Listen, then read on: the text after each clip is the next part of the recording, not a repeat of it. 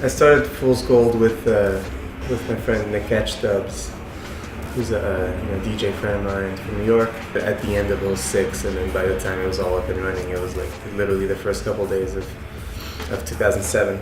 Fool's Gold is a label that has a very strong sort of family/unit mentality. Right from the start, it was really important to have an in-house art director.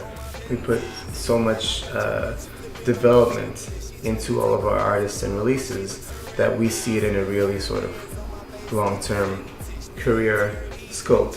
So, you know what I mean? Because we sign a lot of artists that we discovered. There's a lot of stuff that we put out that people have never heard of, and then we check for it on the strength that it's on Fool's Gold, and then we make sure that everything is really, everything comes to fruition in a certain way where the consumer really gets a full package with remixes and great artwork and exclusive limited mixes online, all this stuff. So with all that effort, we really do that to develop artists to a point where they become household names, and then we help them get out and tour and everything, and they play our events, and then we do the next single, and we really work towards a long-term goal. In this climate of the record industry, in order for a record label to survive, the label has to really be more than a record label. It has to be a lifestyle brand, basically. So,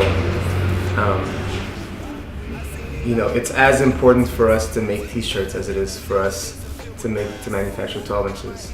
It's as important for us to make merch and to make collectible objects and what have you, as it is to make records. I mean, that's our consumer buys that stuff indiscriminately from records. It's all, it's all Fool's Gold product. So it's a machine that's fueled off music, but it definitely goes much further than music.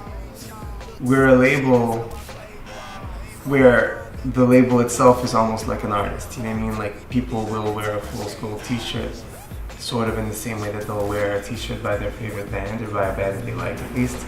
So, you know what I mean? So people will go to a Fool's Gold party without even necessarily really knowing who's on the bill, because they know what to expect from a Fool's Gold party.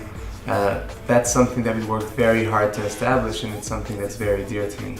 Every time I look you in the eye, if we doing business, I got great ambition. I can't